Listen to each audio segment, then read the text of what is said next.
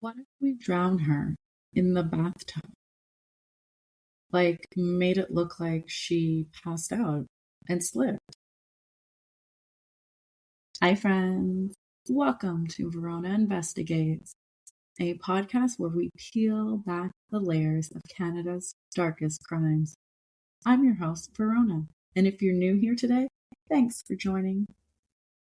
Today, we'll uncover the disturbing case of two teenage sisters from Mississauga, Ontario, who committed an unthinkable act in 2003, the calculated murder of their own mother. So let's get into it. This case would become known as the Bathtub Girls, not just for how they killed, but because of who they were. High-achieving, seamlessly normal high school students. What led these two girls to conspire to murder the woman who raised them? How did they convince themselves it was justified? And what's the most chilling of all? They almost got away with it. The names Linda, Sandra, Elizabeth, or Beth, and Bobby Anderson are aliases created by journalist Bob Mitchell for the family. I will be using these names in this episode as their identities are protected under Canada's Youth Criminal Justice Act, YCJA, as they were minors at the time of the crime. So, let's go back to where it all began. Our story begins in the suburb of Mississauga, in a modest home where three siblings lived with their single mother, Linda Anderson. Linda was a nurse, a hardworking woman trying to raise her children after her husband abandoned the family, leaving her to support the children herself. Linda, however, suffered from depression and a dependency on alcohol. City side note, Mississauga is a large Canadian city neighboring Toronto on the lakefront Port Credit.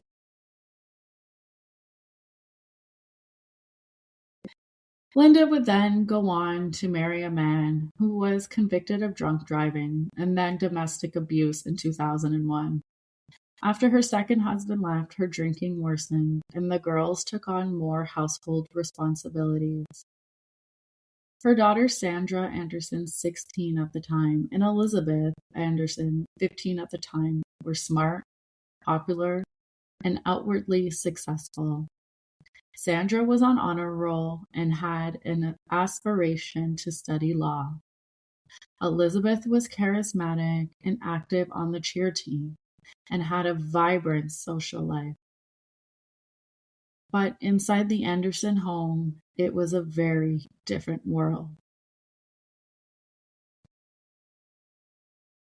By 2002, the daughters came to resent the amount of money that their mother spent on alcohol and wished they had some of the things their friends did, like going to swimming pools and buying new clothes, which they thought would make them more popular, which is normal teenage stuff.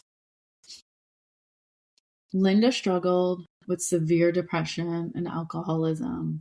She often drank heavily, sometimes taking Tylenol 3s, a prescription painkiller with alcohol. Her parenting was described as inconsistent, wavering between neglect and overprotection. She didn't attend school events. She worked late shifts.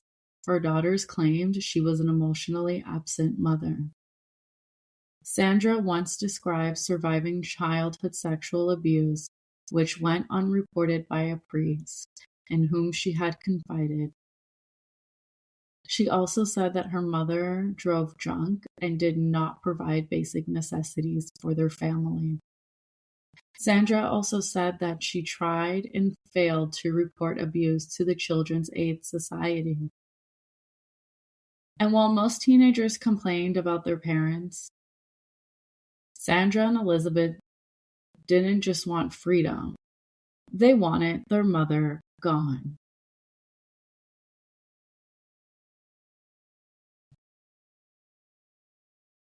And because of their dissent, the sisters began to search on the internet for ways to kill their mother. The sisters' motive was rooted in resentment and pure greed.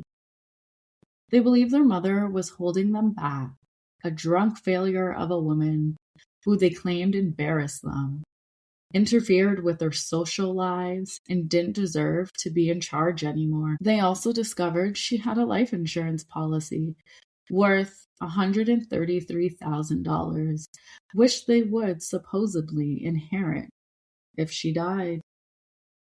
That discovery seemed to have lit the spark. The sisters determined that it would be spent on a trip with their friends to the beautiful Europe and purchase a new home. That's when they began to plan different ways. For months, the sisters discussed different ways they might kill their mother. They researched poisons, talked about a freak accident, or even joked about hiring a hitman. They tested ideas. Once they spiked her drink with crushed pills and watched her closely. But then nothing happened. Another time, they tried to loosen the rail on the stairs to create a fatal fall. But still, nothing. And then they settled on the bathtub. They decided to drown their mother because they believed it was fast and simple. After formulating a murder plan, they informed 3 of their friends, who all encouraged them. The friends remained steadfast in their support of the sisters and did not alert their parents, police, or authority figure about the crime. Side note, at the time of her murder, Linda was either 43 or 44 years old and happened to be unemployed.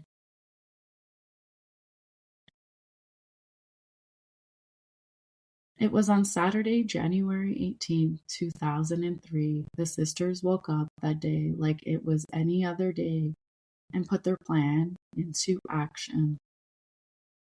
Sandra and Linda had already finalized the plan. They would, 1, get their mother drunk and drowsy with T3s and vodka. T3s being Tylenol 3. They began by giving their mother liquor to get her drunk. Their plan was to make Linda fully intoxicated so that she could not resist their attack. They also gave their mother 6 Tylenol 3 tablets containing codeine to slow down her heart. 2, help her into the bathtub once she was woozy. And 3, one would hold her underwater while the other one timed it with a watch. Remember, the murder was intended to look like Linda had slipped and drowned in the bathtub, a total freak accident. Then they helped her into a warm bath. Linda, however, had difficulty getting into the bathtub because of the mixture of vodka and T3s she had been given by her daughters. She became so intoxicated very quickly, she was slurring her words. After putting gloves on, the sisters gave their mother a massage. Within minutes, Sandra instructed her mother to lie on her stomach so she could scrub her back. While their mother laid vulnerably in the tub, Sandra held her head underwater. Elizabeth stood by with a stopwatch, making sure she stayed submerged long enough to die, and after 4 minutes, Sandra released her mother's head and found her to be dead. Linda Anderson drowned in her own bathtub at the hands of her daughters. Then the girls simply cleaned up. They washed the glasses, got dressed, and went to a party. After having killed their mother, Sandra and Elizabeth went with their friends to a nearby restaurant. Both celebrated their victory and created an alibi. When they met up with their friends, hours after murdering their mother, Sandra and Elizabeth were out drinking, laughing, and dancing with classmates. These girls communicated that they had, in fact, just killed their mother. Side note, photos from that night were later submitted into court showing the girls smiling and posing eerily calm as if nothing had happened. The girls returned to the house at about 10:30 p.m. and called 911. They said they had left the house around 6 p.m. Their mother was drunk and about to take a bath. The scene looked plausible. Alcohol, pills, no visible wounds. The cause of death was determined to be accidental drowning secondary to alcohol intoxication. The bodily fluids disclosed very high levels of alcohol, around 400 milligrams, and drugs including codeine and acetaminophen. Dr. Robert Langville, a forensic toxicologist, testified that Anderson had 5 times the legal blood alcohol level for driving in her system and 3 times the safe level of codeine in her blood when she died. So police ruled it as an accidental drowning. Case closed. Or was it? After their mother's death, the girls went on to live with an aunt, and their 3-year-old brother lived with other family members. The life insurance company, Manual Life, paid out $67,000 to their brother and $133,674.90 to the 2 girls. For over a year, the Bathtub Girls got away with murder.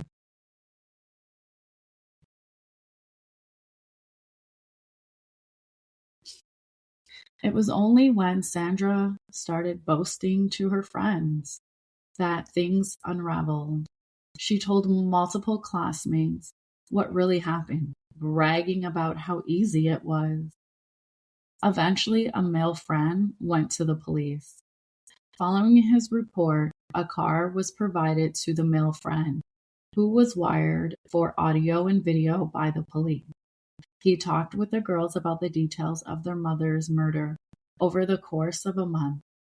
Sandra, unaware, gave a full confession, laughing as she described the night. Then, in January 2004, both sisters were arrested and initially placed in separate youth correctional centers. They were later placed under house arrest. Both sisters made taped confessions of their crime, which were used as evidence in the trial.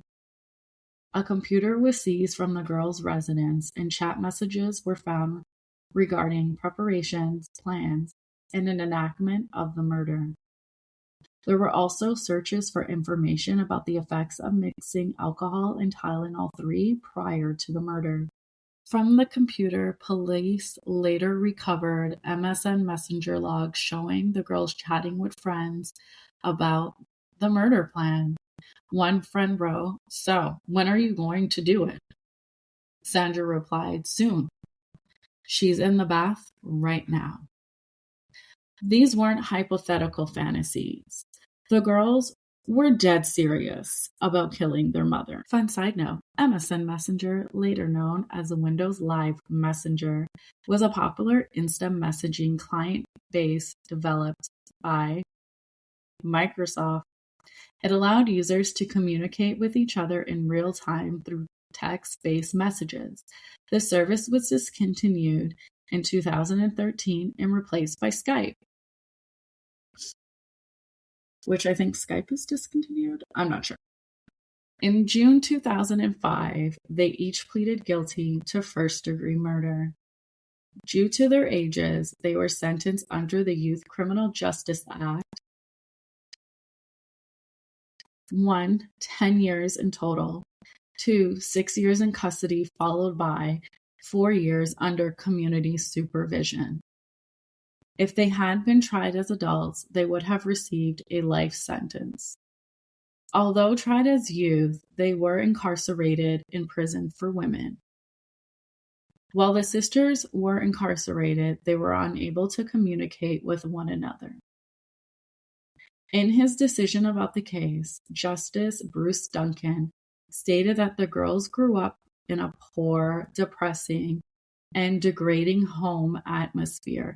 Even though their mother earned good income, they were not able to emphasize that their mother was absent a lot because she worked double shifts, was often exhausted, and drank to medicate herself. Justice Bruce Duncan said in his conclusion of his decision, the two defendants set out to commit the perfect crime, but instead they created a perfect prosecution.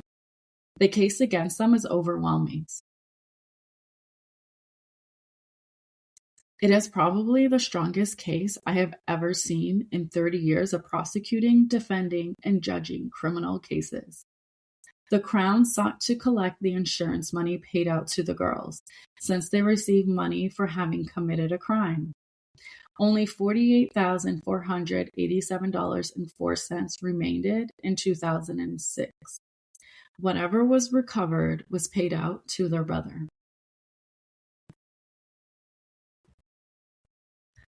A young man who was believed to be one of Elizabeth's boyfriends was convicted of conspiring to murder their mother and covering up the crime based upon chat logs between him and the sisters. He also provided 5 Tylenol 3s for the murder. He was found guilty in December 2006. He was originally sentenced to 18 months, but ultimately received 8 months in prison, followed by 4 months under supervision.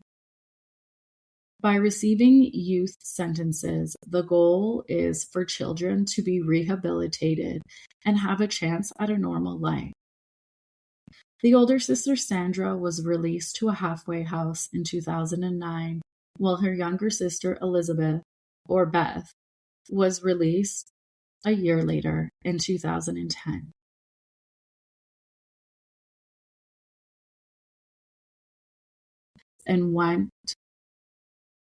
They completed their sentences and underwent extensive rehabilitation, including psychological counseling and reintegration programs.